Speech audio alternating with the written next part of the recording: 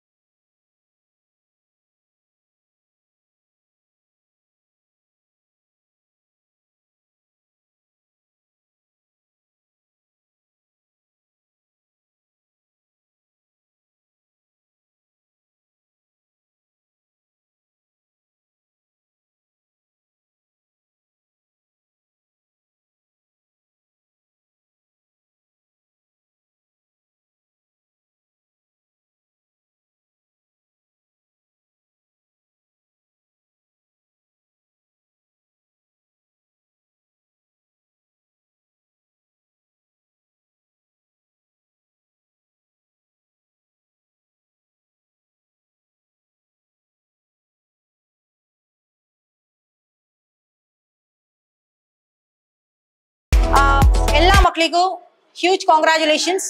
High percentage score ಮಾಡಿದ ಎಲ್ಲ almost ಎಲ್ಲರೂ ಹೈ ಪರ್ಸೆಂಟೇಜ್ ಸ್ಕೋರ್ ಮಾಡಿದಿರಿ.